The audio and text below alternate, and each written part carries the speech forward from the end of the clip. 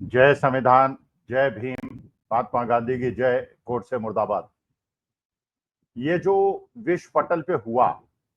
और जिस प्रकार से हमारी विदेश नीति फेल हुई भारतवर्ष की, जो अभी तक 75 साल में नहीं हुई, अटल जी के जमाने में नहीं हुई, कांग्रेस के जमाने में नहीं हुई, मोरारजी भाई के जमाने में नहीं हुई, जिस प्रकार से विदेश नीति फेल हुई है और स्पेशली ऑपरेशन सिंदूर के बाद, और जिस प्रकार से अलग थलग भारतवर्ष पड़ा है, हमारा देश पड़ा है, उससे हम लोग चिंतित हैं।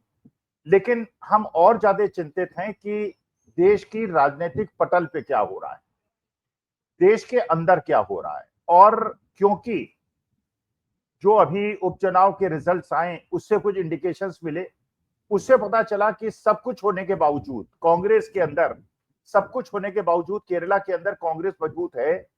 गुजरात के अंदर भारतीय जनता पार्टी को आम आदमी पार्टी ने तगड़ी टक्कर ही केवल नहीं दी बल्कि एक सीट हथियाई। पंजाब के अंदर पार्लियामेंट के अंदर कांग्रेस की अच्छी सफलता के बावजूद पंजाब के अंदर आम आदमी पार्टी एक मजबूत संस्था है। वेस्ट बंगाल के अंदर टीएमसी की पकड़ मजबूत है। ये सारी चीजें क्लियर हुई। अब जो सबसे महत्वपूर्ण चीज है जिसपे सबसे ज्यादा लोगों का ध्यान है वो बिहार का चुनाव है। बिहार के चुनाव से देश की राजनीति भी बदलेगी और देश की सारी विपक्षी दलों की परिस्थिति में भी बड़ा तेज परिवर्तन आएगा। इसलिए इस पे विचार करना बहुत ज्यादा आवश्यक है। अब इसमें पार्टिसिपेंट बहुत ज्यादा हैं, खिलाड़ी बहुत ज्यादा हैं, और इन खिलाड़ियों के रोल्स को समझना बहुत ज्यादा आवश्यक है। सबसे बड़ा खिलाड़ी जो आज बिहार के चुनाव में है, सबसे पहले तो वो खिलाड़ी है चुनाव आयोग। और चुनाव आयोग आप जानते हैं किस प्रकार का महत्वपूर्ण रोल अदा कर सकता है। एक वो जमाना था टीएन शेषन का, जबकि सारे दबावों को धक्का मारते हुए टीएन शेषन ने निष्पक्ष चुनाव कराने की कमर कसी थी और अपनी ताकत दिखा दी थी। और ये राजीव कुमार जब पिछले मुख्य चुनाव आयुक्त थे और ज्ञानेश कुमार जो अब मुख्य चुनाव आयुक्त हैं, इन दोनों ने दिखा दिया कि उनके पास ताकत तो है और ताकत का उपयोग भी वो करेंगे, लेकिन ताकत का उपयोग वो निष्पक्षता दिखाने के लिए नहीं करेंगे बल्कि पक्षपात की सभी पराकाष्ठाओं को लांघते हुए किस प्रकार से मोदी जी को और भारतीय जनता पार्टी को जिताना है उसके लिए करेंगे।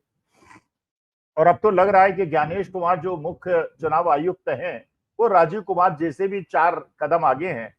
और वो भारतीय जनता पार्टी को जिताने के लिए किसी भी हद तक जा सकते हैं। अभी 2 दिन पहले जब विपक्षी दलों का जो डेलीगेशन था वो मुख्य चुनाव आयुक्त से मिला और जिस प्रकार की व्यवहार उनके साथ हुआ, उस एम्पायर के द्वारा, उस जज के द्वारा, उस संस्था के द्वारा जिसका काम ही लोगों की ग्रीवेंसेस को सुनना है, लोगों की बात को समझना है और उसके बाद जो चाहे निर्णय लेना है।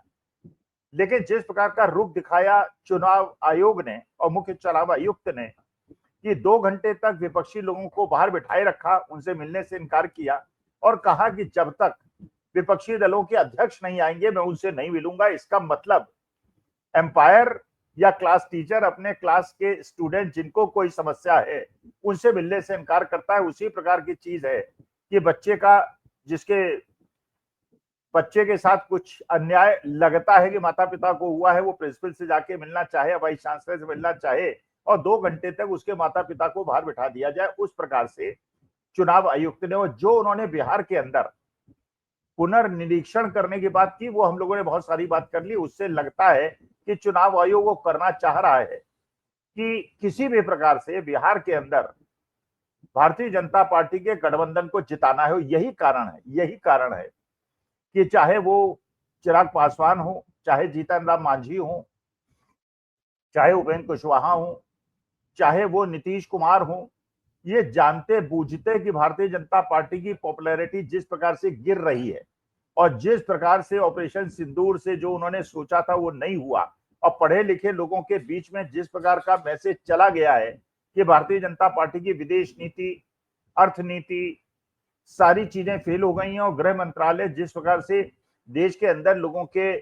सुरक्षा की में नाकाम हुआ है, इसके बावजूद वो लोग भारतीय जनता पार्टी के साथ इसलिए लगे हुए हैं कि वो जानते हैं कि अंत में चुनाव आयोग जिताएगा तो भारतीय जनता पार्टी को ही जिताएगा, और विपक्षी दलों के साथ गठबंधन करने का कोई फायदा नहीं, क्योंकि अब लोकतंत्र के मान्यताओं के अनुसार, उसके मानकों के अनुसार चुनाव नहीं होगा, बल्कि चुनाव होगा केवल भारतीय जनता पार्टी उसके गठबंधन को जिताने के लिए।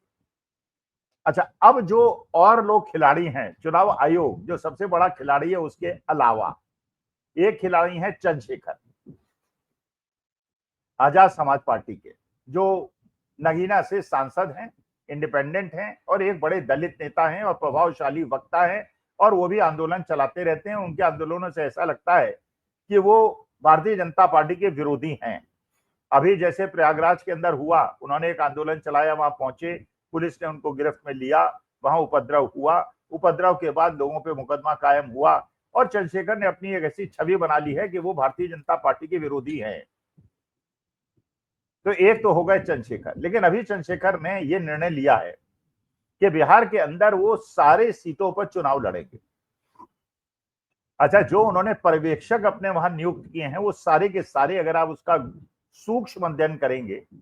तो या तो वो मुसलमान हैं या वो गैर पासवान दलित हैं ज्यादातर। अब इसका विश्लेषण हम बाद में करेंगे। इसके बाद अगर दूसरे बड़े प्लेयर की बात की जाए तो ओवैसी साहब हैं, AIMIM के। आज आप जानते हैं पिछली बार AIMIM ने 5 सीटें न केवल सीमांचल की जीती थी, बल्कि बहुत सीटों में आरजेडी को हराया था और केवल 6-7 सीटों का अंतर रह गया था।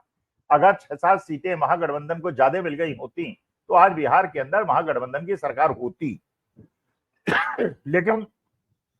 जो ओवैसी साहब हैं वो भी अपने को दिखाते हैं कि वो भारतीय जनता पार्टी के विरोधी हैं, लेकिन उनके सारे कार्यकलापों से ऐसा लगता है कि वो भारतीय जनता पार्टी के सबसे बड़े समर्थक हैं, और वो सारे वो काम करते हैं जिससे भारतीय जनता पार्टी को सत्ता मिलने में आसानी हो, जैसा चंद्रशेखर ने पर्यवेक्षकों को नियुक्त करने में बिहार के अंदर दिखाया। ओवैसी साहब ने खुलेआम कहा कि हम महागठबंधन में जाना चाहते हैं क्योंकि हम हराना चाहते हैं भारतीय जनता पार्टी के गठजोड़ को, वहां NDA को, और अगर महागठबंधन हमको स्थान दे दे तो हम अलग नहीं लड़ेंगे, महागठबंधन के साथ लड़ेंगे। इसका माने 15-20 सीटें लेने में वो इंटरेस्टेड हैं, लेकिन वो जानते हैं कि अगर वो महागठबंधन में आ गए तो महागठबंधन का जो वोट बैंक है वो बिखर जाएगा और भारतीय जनता पार्टी को एक माइलेज लेने का मौका मिल जाएगा और वो महागठबंधन को आसानी से हरा देगी। वो जानते हैं कि महागठबंधन उनको अपने साथ ले नहीं सकता, और अगर छोड़ेगा तो इस बात का उन्हें पूरा एक मौका मिल जाएगा कहने का कि हम तो जाना चाहते थे महागठबंधन के साथ, उसने साथ नहीं लिया, इसलिए हमारी मजबूरी है कि हम 70-80 सीटों पे लड़ रहे हैं और हमारी वजह से अगर महागठबंधन हारता है तो वो जाने, उसका काम जाने। तो ओवैसी साहब की स्थिति वो है महागठबंधन के अंदर, ना उगलते बने न गलते बने, और इसलिए ज्यादातर चांसेस ये हैं कि महागठबंधन उनको साथ नहीं लेगा और इस बात की रिस्क लेना पसंद करेगा कि जहां भी ओवैसी साहब, जहां भी उन्हें लगेगा कि मुस्लिम वोटर्स काफी बड़ी संख्या में हैं और उनके बिखराव से भारतीय जनता पार्टी को फायदा होगा, वो लड़ेंगे और महागठबंधन को चाहे कम वोटों से लेकिन कुछ वोटों से नुकसान पहुंचाएंगे। जैसा उत्तर प्रदेश के अंदर आपने देखा कि वहां पे बहुजन समाज पार्टी ने और AIMIM ने चाहे सीटें न ली हो, AIMIM ने एक भी सीट न पाई हो पिछले विधानसभा चुनाव में, लेकिन चाहे बहुजन समाज पार्टी को केवल एक सीट मिली हो, लेकिन कम से कम 50-60 सीटों पे उन्होंने समाजवादी पार्टी कांग्रेस के गठबंधन को हराने का काम किया, और वो भी एक बहुत बड़ा कारण था जिसकी वजह से उत्तर प्रदेश में आज NDA की सरकार है। और अगले इलेक्शन में भी MIM और BSP, अगर BSP अपने रुख को नहीं बदलती है तो वही परिस्थिति दोबारा, चाहे कितना भी बड़ा एज 8-10% का भी अगर समाजवादी पार्टी के पास होगा तो उसको ये लोग 6-7% वोट काट के बिल्कुल नेक टू नेक फाइट ले आएंगे। तो AIMIM दूसरा बड़ा प्लेयर है। इसके बाद एक बड़े प्लेयर है वहां पर, उसके बाद एक बहुत बड़े प्लेयर हैं बिहार के अंदर, अगर आप देखेंगे तो आम आदमी पार्टी। आम आदमी पार्टी आप जानते हैं उसका पैदाइश कैसे हुई, उसका जन्म कैसे हुआ। 2013 में एक ऐसी छवि बनाई गई थी कि जो डॉक्टर मनमोहन सिंह जैसे एक विश्व के सबसे बड़े अर्थशास्त्री की सरकार थी, वो सरकार सोनिया गांधी के कहने पे चलती थी और डॉक्टर मनमोहन सिंह मोहन सिंह थे और वो कुछ बोलते नहीं थे, जो सोनिया जी कहती थी वो करते थे। लेकिन आपको पता है जो अमेरिका के साथ न्यूक्लियर डील हुई थी उसमें डॉक्टर मनमोहन सिंह ने किस प्रकार से अपने तेज को दिखाया था और सरकार को दांव में लगाते हुए भी उन्होंने उस डील की तरफ बढ़े। और आज के तारीख में अगर उस डील का फायदा लोग देख रहे हैं, जिसका भारतीय जनता पार्टी ने विरोध किया था, उसका फायदा देश को कितना मिल रहा है। तो डॉक्टर मनमोहन सिंह, उनकी मृत्यु के बाद देश ने ये स्वीकार किया और महसूस किया कि डॉक्टर मनमोहन सिंह जैसा प्रधानमंत्री मिलना किसी भी देश के लिए बहुत बड़ा सौभाग्य होगा। आम आदमी पार्टी जो तेजस्वी यादव से भी मिलती रही, लालू प्रसाद यादव से भी मिलती रही, अखिलेश यादव से भी मिलती रही और महागठबंधन में रहने का उसी प्रकार से नौटंकी करती रही जैसे नीतीश कुमार अंत समय तक, लोकसभा के कुछ महीने पहले तक कन्वीनर बनने की बात करते रहे और महागठबंधन को जिताने की बात करते रहे। लेकिन ऐन मौके पे वो पलट गए और भारतीय जनता पार्टी के साथ चले गए और एक बहुत बड़ा कारण बना कि 2024 में मोदी जी दोबारा प्रधानमंत्री बने। वरना जो सीटें उन्होंने जीती और जो सीटें अगर वो महागठबंधन में आते तो एज मिलता, तो कम से कम 16-17 सीटों का अंतर पड़ गया होता और आज भारतीय जनता पार्टी की सरकार ना होती और महागठबंधन की सरकार, क्योंकि 255 सीटें होती महागठबंधन ये इसके इंडिया गठबंधन के पास, और उसकी वजह से चंद्रबाबू नायडू को भी बराबर से मौका निर्णय लेने का होता कि चाहे वो एनडीए के साथ जाएं चाहे वो यूपीए के साथ जाएं। आम आदमी पार्टी ने जो कुछ महीने पहले दिल्ली के अंदर चुनाव हुआ विधानसभा का, उसमें जिस प्रकार से उन्होंने कांग्रेस के साथ गठबंधन किया पार्लियामेंट इलेक्शन में, और जिस प्रकार से पार्लियामेंट इलेक्शन में हरियाणा के अंदर किया, गुजरात के अंदर किया, लेकिन हरियाणा में अलग चुनाव लड़ने का निर्णय लिया, गुजरात के अंदर अलग चुनाव लड़ने का निर्णय लिया, और अब बिहार के अंदर जहां उनके पास 2-3% से ज्यादा वोट की संभावना नहीं है, वहां भी अलग चुनाव लड़ने का वादा किया है, बात कही है। जबकि उत्तर प्रदेश के अखिलेश यादव ने जब दिल्ली का चुनाव हुआ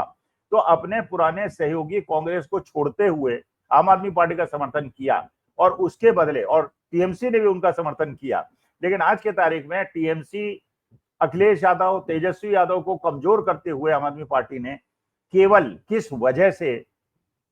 अलग पूरी सीटों पे चुनाव लड़ने का निर्णय लिया है, अगर उसको लास्ट मोमेंट नहीं बदलते हैं, ये समझना बहुत आवश्यक है कि उनकी जड़ें अंदर उनकी जो जड़ें हुए वो कहाँ मिली हुई हैं और क्या उसका संबंध 2014 में जब उनका, उसके पहले उनका जन्म हुआ अन्ना हजारे और आरएसएस के सहयोग से हुआ, तो उनका असली मकसद क्या, केवल भारतीय जनता पार्टी को मदद पहुंचाने का है, और बाकी चीजें जो होती रहती है, मुकदमे और जेल, ये केवल एक बीजेपी के सामने आम आदमी पार्टी को खड़ा करने का षड्यंत्र है, जिससे कांग्रेस मजबूत ना हो सके और राहुल गांधी को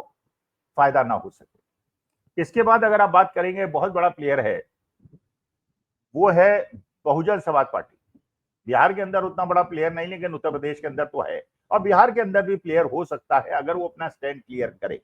अगर वो भी अलग चुनाव लड़ती है तो मानी बात है कि महागठबंधन को नुकसान होगा, क्योंकि महागठबंधन के बाद समस्या ये है कि वहां पर ये जितने भी लोग खड़े हैं, चाहे वो प्रशांत किशोर हों,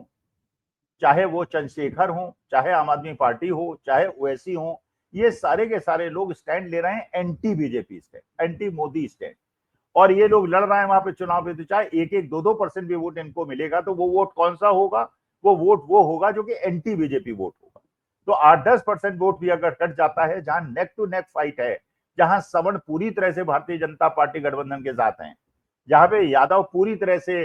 आरजेडी और महागठबंधन के साथ हैं, मुसलमान इनके साथ हैं, तो जहां पे वो वोट बैंक सबसे ज्यादा इंपॉर्टेंट हो जाता है, जो सबसे ज्यादा वनरेबल है, वो है नॉन पासवान दलित वोट और नॉन यादव ओबीसी वोट। और जिसपे सबसे ज्यादा ध्यान कांग्रेस दे रही है सुरेश राम को वहां पे अध्यक्ष बना के, और आपने ये भी देखा कि जेडीयू के बड़े बड़े नेता और एलजेपी के बड़े बड़े नेता, चिराग पासवान की पार्टी के बड़े बड़े नेता रिसेंटली कांग्रेस में आ रहे हैं, और इलेक्शन के पहले बहुत सारे लोग कांग्रेस में आ सकते हैं। तो कांग्रेस जिस वोट बैंक को मजबूत करने का प्रयास कर रही है, क्योंकि जो मुसलमान और यादव वोट है वो तो महागठबंधन के साथ है, लेकिन जिसकी वजह से वहां पे एनडीए जीतने की संभावना रहती थी वो था नॉन पासवान दलित वोट और ईबीसी वोट। उस पर कांग्रेस ने अपनी बिसातें बिछाई है, और ये सारे लोग जिनका मैं बात आपसे कर रहा हूं, चाहे वो चंद्रशेखर आजाद हो, चाहे वो ओवैसी साहब हो, चाहे वो आम आदमी पार्टी हो, ये उस वोट बैंक में भेद लगाकर और उसमें भी एंटी बीजेपी वोट में भेद लगाकर महागठबंधन को नुकसान करने का एक प्रकार से उन्होंने अपनी रणनीति बना ली। अब देखने की बात यह है कि तेजस्वी यादव, राहुल और कम्युनिस्ट पार्टी इसका कैसे प्रतिकार करती हैं, इन लोगों को कैसे न्यूट्रलाइज करती हैं, क्योंकि अगर न्यूट्रलाइज नहीं करेंगी तो ये बात बिल्कुल पक्की है कि सवर्ण वोट भारतीय जनता पार्टी के पास पूरी तरह से है। और जिस प्रकार से चुनाव आयोग पूरी तरह से खुलेआम पुनर्निरीक्षण के नाम पे और जिस प्रकार का व्यवहार उन्होंने अपोजिशन पार्टीज के साथ किया है, जो उनसे अपेक्षित नहीं था, चाहे कम से कम नौटंकी ही करते लेकिन उन्हें सम्मान पूर्वक उनकी बात सुनते, लेकिन जिस प्रकार का व्यवहार किया है, इसका मतलब यह है कि बिहार में सारी भावनाओं और विदेश नीति के फेल्योर, ऑपरेशन सिंदूर के फेल्योर, जो राफेल के ऊपर सारी चीजें क्लियर हो रही हैं और जिस प्रकार से जिस राफेल के ऊपर एसोसिएट बनाया गया था दसॉल्ट का अनिल अंबानी को, उनके बारे में जो स्टेट बैंक ऑफ इंडिया कह रहा है कि उनकी कंपनी को फ्रॉड कंपनी घोषित कर दिया है, और सब लोग उसी समय भी प्रश्न उठा रहे थे कि हिंदुस्तान एयरोनॉटिक्स लिमिटेड जो बड़ी प्रतिष्ठित भारत सरकार की संस्था है, उसको एसोसिएट न बनाकर अनिल अंबानी की कंपनी को एसोसिएट बना के लाखों करोड़ों का उनको फायदा क्यों पहुंचाना गया। इसके बावजूद आज जब ये बात हो रही है तो ये सब प्रश्न चिन्ह होने के बावजूद अभी भी वहां पे चुनाव बहुत नाजुक मोड़ पे है, क्योंकि ओवैसी साहब, आम आदमी पार्टी, चंद्रशेखर आजाद जिस प्रकार से ये सारे लोग प्रयास कर रहे हैं, तो ये देखना है कि राहुल गांधी और तेजस्वी यादव इसका कैसे मुकाबला करेंगे। क्योंकि ये बात बिल्कुल पक्की है कि आज के तारीख में